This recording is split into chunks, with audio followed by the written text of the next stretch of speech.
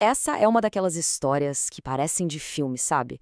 Sobre como a paixão pode quebrar qualquer barreira. Vamos mergulhar na jornada inacreditável de Ítalo Ferreira, um campeão de surf que começou com quase nada e transformou um sonho improvável em ouro olímpico. A pergunta que move essa história parece roteiro de ficção, né? Mas é a mais pura verdade. Como um garoto sem prancha de surf consegue se tornar um campeão mundial? É uma jornada de pura determinação que começa no Nordeste do Brasil e termina no lugar mais alto que o esporte pode oferecer. É isso mesmo, a gente está falando do primeiro medalhista de ouro da história do surf olímpico. Mas ó, para entender o peso desse momento, a gente precisa voltar lá no comecinho de tudo. E para a gente já sentir o impacto, vamos começar pelo auge, pelo clímax da carreira dele. Vamos falar do momento em que o Ítalo Ferreira não só ganhou, mas entrou para a história do esporte. Imagina a cena. 2021, Jogos de Tóquio. O surf, pela primeira vez na história, é um esporte olímpico. Eram 40 dos melhores surfistas do planeta ali. E no meio de todo mundo, o Ítalo não só competiu, não. Ele foi lá e levou o primeiro ouro da modalidade. Cravou o nome dele na história, para sempre. Mas beleza, como é que ele chegou lá? Para entender o campeão, a gente tem que conhecer o menino. O menino, que não tinha prancha.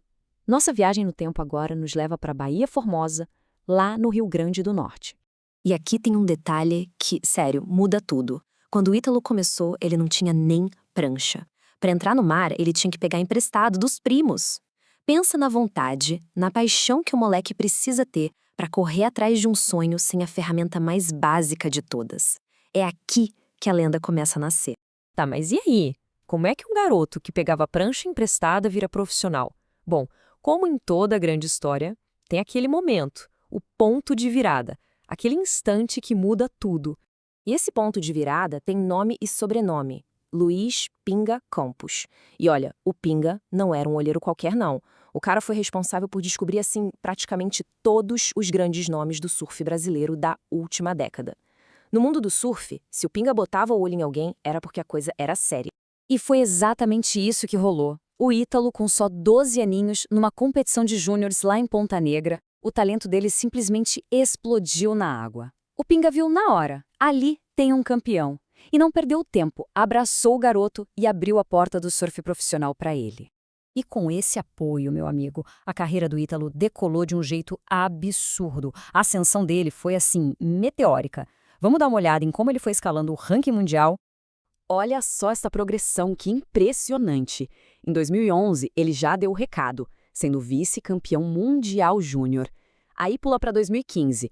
Ele não só estreia na elite, no circuito mundial, como já leva o prêmio de revelação do ano. Tipo, cheguei, galera! E em 2018, ele provou que não era só promessa. Ganhou 3 etapas numa temporada só. O cara tava pegando um ritmo absurdo e o mundo todo já tava de olho. E todo esse embalo, todo esse ritmo, levou ele para o primeiro grande momento da carreira. A gente está falando da corrida pelo título mundial, que chegou num confronto. Cara, que confronto em 2019. A temporada de 2019 dele foi coisa de louco.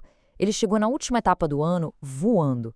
Tinha ganhado na Austrália, feito pódio na África do Sul, na França e ainda cravou mais uma vitória em Portugal. Ele estava no auge da forma, sabe? Pronto pra briga. E que briga, hein? O palco era Pipeline, no Havaí, uma das ondas mais perigosas do mundo. Afinal, era contra ninguém menos que Gabriel Medina, outro monstro compatriota dele. E o roteiro era perfeito, coisa de cinema. Quem ganhasse a bateria levava o título mundial. Simples assim, era tudo ou nada. E o Ítalo venceu. Numa bateria eletrizante, ele superou o Medina e realizou o sonho da vida. Campeão mundial de surf de 2019. Uma conquista gigante, mas a história dele ainda tinha mais um capítulo para ser escrito. E é aqui que a gente fecha o ciclo. Depois do título mundial, tinha um palco ainda maior esperando por ele. Um momento dourado, a chance de fazer ainda mais história, lá em Tóquio. O cenário era único. Pela primeira vez na história dos esportes, o surf estava nas Olimpíadas. Lá nas águas de Chiba, no Japão, a nata do surf mundial estava reunida para essa competição que era totalmente diferente de tudo que eles já tinham vivido. O planeta inteiro estava assistindo. E foi lá. Foi lá que aquele menino de Baía Formosa, aquele mesmo que um dia não tinha nem prancha, completou a sua jornada. das areias humildes do Rio Grande do Norte para o lugar mais alto do pódio olímpico.